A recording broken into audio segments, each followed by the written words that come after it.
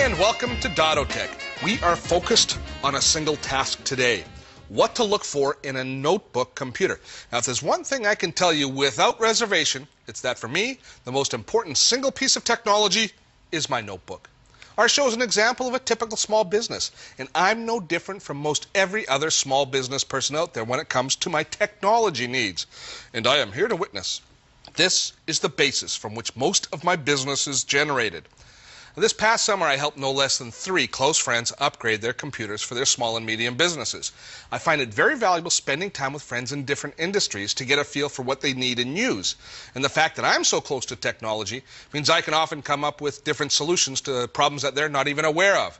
So today we're going to look at small business needs in notebooks and how to make sure you get a computer that's going to provide you with a base to grow your business. We're going to consider several different notebooks from a company called Lenovo. You may or may not have heard of them, as they're a relatively new company, but their lineage is as good as it gets in the tech world. Lenovo is the old personal computer division of IBM, and one thing that those in the know knew about IBM is no one made better business notebooks than Big Blue. The ThinkPad was always at or near the top in quality, reliability, and most importantly, innovation. But back to the task on hand. Now, when I'm choosing a notebook, what do I look for? Quality and reliability has to top the list. These are tools that we rely on. In many cases, we can't afford any downtime at all. So making sure the manufacturer stands behind their product and has the wherewithal to address any service issues, that's right near the top of the checklist. Lenovo's inherited IBM's extensive and impressive service expertise, so there's no problem there. So now let's get down to feature, style, and budget. Now, personally, I love the ultra portables, the smaller, more compact models. This is my current companion. It's Lenovo's X41 tablet PC. I like to work on the plane, and I carry my computer with me everywhere, so ultra portables really appeal to me. However, there are some caveats. Ultra portables tend to be more expensive. They can run as much as double the cost of other models, and the screens are small. There's also no built-in optical drive, no DVD player, no CD drive. You can find some in mid-range notebooks that are smaller and still have drives, but for me it's not a concern. Most people only use their drives to install software at the beginning of the setup phase of a new computer, and there are some pretty easy ways around that issue. After your software is installed, you really only need a drive for entertainment, for watching movies or ripping music, that sort of stuff. And I don't use my notebook for those things, but if you do, then that's going to factor into your decision. Now, before you choose your computer, you should really have an idea of the total system configuration that you plan.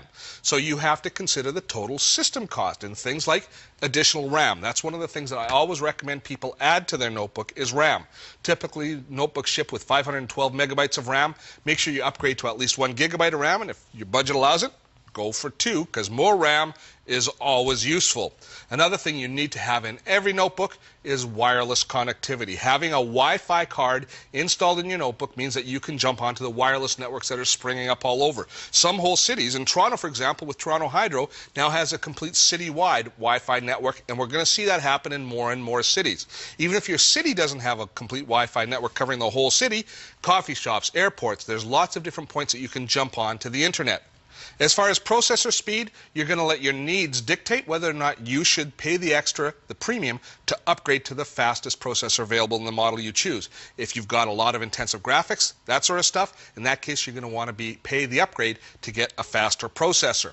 Now, additional peripherals to consider. If you're a road warrior, if you travel a lot, you probably want to consider getting an extra battery. And I like to have an extra power supply as well. That way I can leave one power supply plugged in where I normally leave my computer, keep the other one in my bag, and so that I don't have to unplug it from underneath my desk every time I move around.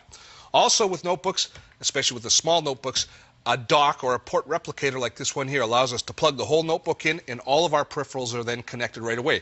Extra peripherals like an extra monitor, your network cable, maybe a printer, you don't have to plug each of those in individually. Of course, you want to get a good, strong case to carry it around in, and the final thing you have to factor into the price is the cost of the software. Now, once you've got an idea of what your total system should contain, then you can begin looking at specific models. And we're going to do just that when Dotto Tech returns. Want more information about the items we highlight on the show? Then make sure you drop by our website at dottotech.com. You'll find details about the products we cover, episode descriptions, and lots of cool features.